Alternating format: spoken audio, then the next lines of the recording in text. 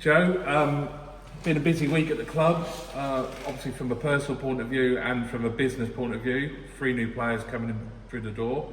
Can you just tell us about the 3 new lads starting off, one by one? Perhaps start off with the Norwich lad, Ipswich, and then the lad from MK Dons. What do you think they'll bring to the club? Hopefully some fresh energy, all young, enthusiastic, all wanted to come out, play senior football, so we're excited to have them here. LaShawn Ciali, Norwich City, centre forward, mobile, we're running behind, big boy. They think a lot of him. He scored bundles and bundles of goals in the youth team last year and has now got inside their under-21 setup and done really well. So I think he'll give us a different profile and into the centre forwards we've got, so we're excited about him.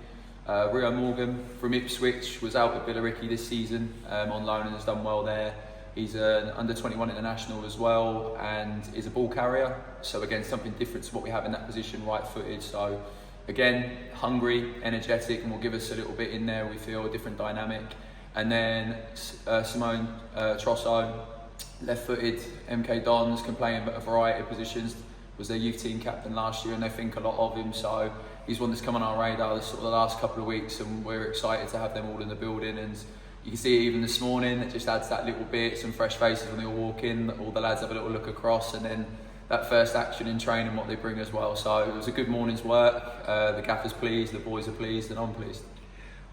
Obviously, your first real chance to have a look at them today. How did you feel they fitted in and how training went? Well, I think the best indicator is how natural it feels, and when they just walk out there in the Kings Lynn kit and they're straight in, they're talking with the senior boys, laughing and joking. You know, you can see they're settling in as people as much as anything else. And we do our homework. We ask different questions to different people, not just about their player profiles, but about them as characters. And we're very big on our culture, and the gaffer is all about culture. It has to be right in terms of you've got good people that want to drive standards, that want to learn, want to improve, and that will drive standards from within sessions. And you do that either through your technique and your actions or by your voice. And with them 3, because of the nature of the clubs they've come from, they're all technical, they want to get on the ball, they want to play, they're sharp.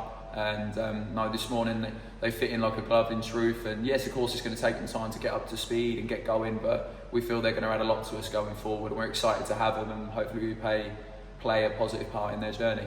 And I think it's fair to say you needed a few fresh faces, didn't you? Because you've had your fair share of injuries, and like you've got Mike Clunan out suspended this weekend, so you did need a little bit of fresh impetus, so to speak, didn't you? Yeah, I mean, I think in the last 7-8 weeks we've been able to fill a bench once, which is crazy. And we had the most ridiculous luck last week in terms of within the space of 2 days 4 lads have gone down with muscular injuries, which can't be helped. It's nobody's fault. It's probably the result of a really big run of games that we had, and when you do run with a small squad, that's the risk.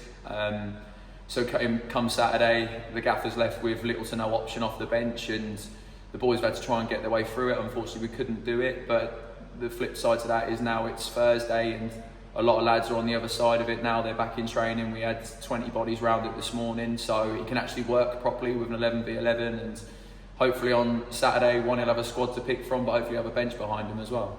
Yeah, I remember last weekend Gaffer was saying in his post-match interview only 8 players trained Friday, so like you say, 20 is a little bit different, isn't it? So you're getting bodies back. Are you hoping, what is the news on the injury front? Are you hoping for more or less a full squad? Well, we're getting a lot closer. We've got to be careful with 2 or 3, and what's important is for the sake of one more Saturday that we don't risk players being out longer term. Obviously we're in a position where hopefully 3 or 4 of the senior lads we've had missing will be back for Saturday to be in contention, which would be massive. Touch wood. Obviously tomorrow another session to get through, final checks on them medically, but they looked good this morning, so we just got to hopefully get them through where they're in contention for Saturday, and that's going to lift everything, not just in terms of the Saturday afternoon, but the competition and intensity day to day in training, the standards, the competition, that will drive everybody along. So we want these boys back, but we want them fit and we want them robust and ready to play week in, week out, so we're certainly going to take care of them. But once the gaffer gets his full squad back, we feel we're going to be in a place to be competitive, and that's all we ask. And you've now been in your new role, second day in your new role. Were you glad to get it all sorted? Yeah, definitely. It's, you know, this is a club very close to my heart, and obviously I enjoyed the interim period, but at the same time it taught me a lot as well. So having Ian Culverhouse and Paul Bassett come back in here, for myself, obviously working with them before, was brilliant because I know what they're going to bring, I know what they're going to add to what's going on. And for me now, to be given the responsibility at a new role for the football club to try and professionalise certain aspects, improve foundations and structure that the club probably haven't had before, with an ownership that want to move the club forward, is really, really exciting. And I suppose the easiest way to define it is just trying to do the best I can for the manager to support him, do the best I can for the ownership in terms of a bridge for the club to push that forward from academy, first team, etc. And just try and make sure that this club's moving forward in different ways on and off the pitch. So I'm excited by it. It's been the most ridiculous 3-4 months I've ever had in football. But hopefully now we can all take a breath. That'll be my job, I suppose, more than anything, not just to worry about the Saturday anymore. That's up to the gaffer and Bazza and the boys, but try and think about longer term stuff now and how we can grow this football club and how we can put it on a really stable footing to not only progress, not only compete in this division, but hopefully try and compete to go forwards, maybe one level above, but most importantly be in a position where we can stay there. So it's a process, it's gradual, but I'm really, really excited and I just can't wait to get going now.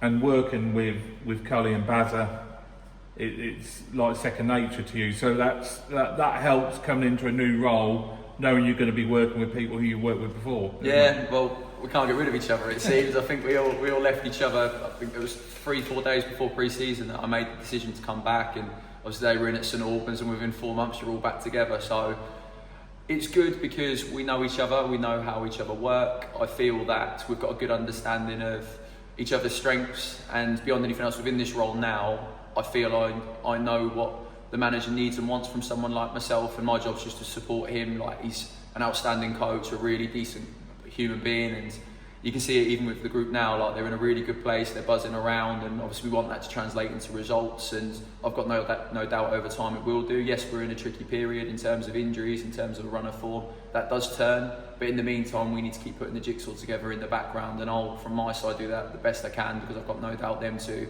are going to push this club forward. And together, alongside Bao, alongside Joe, the owner, and everyone in around it, the staff, the players, supporters, something really exciting could happen here. I wouldn't have took this role if I didn't believe that could happen. I know it's going to be a lot of hard work. I know it ain't going to happen overnight, but I'm chomping at the bit. I can't wait. I know the gaffer and Baz are exactly the same. It's nice seeing them every morning with a smile on their face. They're so determined to do well for this football club. The likes of Mike Clune and Reece Johnson, the senior boys we've got, we're all hungry, we're ready, and it's just about pushing it all forward now. No more talking, time for action.